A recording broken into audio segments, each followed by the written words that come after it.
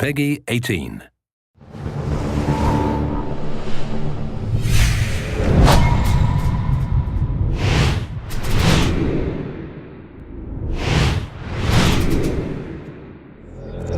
When you look at it, Splinter Cell 1 was a benchmark when it came out, and Splinter Cell 3 was probably the best looking game of the last generation of consoles. So it was extremely important for us that when we released our Splinter Cell Conviction, that it came out as strong.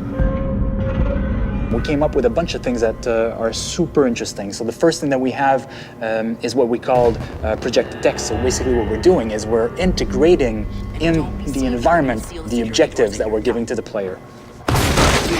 We'll actually be telling you what's happening or the information you wanted to know. We'll be seeing flashbacks or things projected on the walls that will explain that. So everything is integrated in the environment, and it allows you to tell the story without taking the control from the player. So what Sam is thinking, what's happening somewhere else in the world, it's displayed while you're playing, while you're still immersed into the game. It's Coben, Andre Coben. One of the visions of never taking the controls away from the player is actually to not feel the loadings. But Sam knew Coben was in there.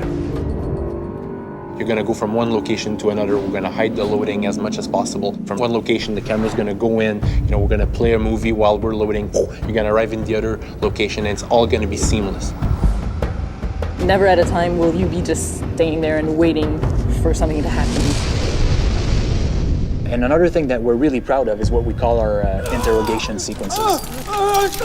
Some people in the game you're going to have to interrogate to move the story forward and get some information. And we've created a whole system that allows you to bash people. And also we have a damage system. So the more you beat up the guy to get information, well, the more he's gonna show like he's beaten up. It gets a little violent, but it gets the job done.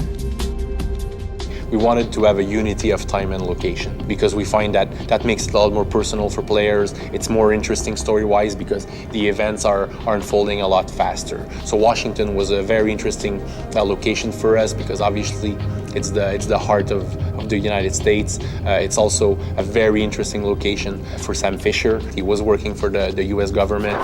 The idea that Sam is facing